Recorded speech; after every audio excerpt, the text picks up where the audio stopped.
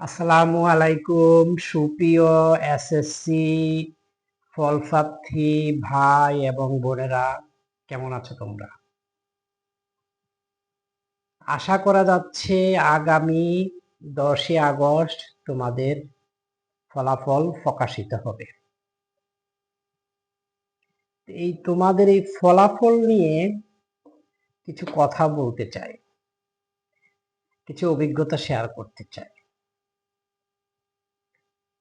আমি আমার আগের অর্গানাইজেশনে 2008, 9, 10 এই 3টা বছর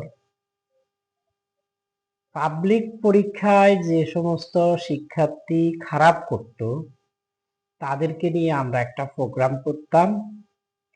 সেটা হচ্ছে অভিভাবক, শিক্ষক, শিক্ষার্থীদের সমন্বয়ে।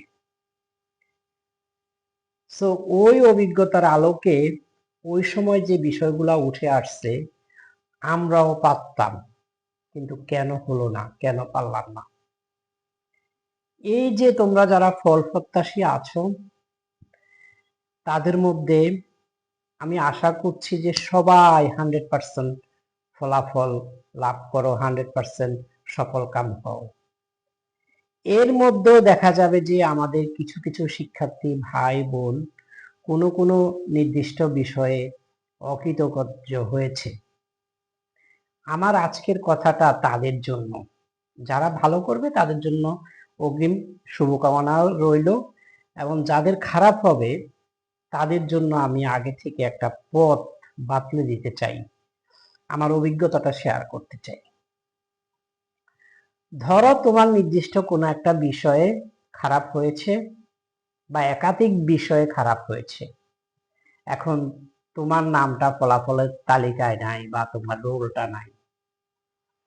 তুমি ফলাফলের তালিকা দেখে বা অনলাইনে দেখে খুবই হতাশ হয়ে পড়েছ। মনে রাখতে হবে তোমাদের যে একটা পরীক্ষা, একটা বিষয় তোমার পুরো জীবন বহন করে না, তোমাকে ফুল রিপ্রেজেন্ট করে না। হতে পারে যে কোনো একটা কারণে তুমি ওই বিষয়টা খারাপ করেছো, ভালো মনোযোগ দিতে পারোনি, ওই বিষয়টায় তোমার দুর্বলতা রয়ে গেছে, তোমার প্রিপারেশনে ঘাটতি ছিল, তুমি বিষয়টা কম বুঝতা, তুমি কম সাপোর্ট পাইছো। তার জন্য কি তোমার সারা জীবন খারাপ যাবে?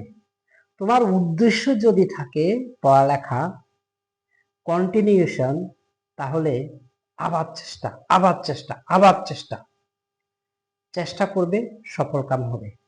So don't worry, don't worry,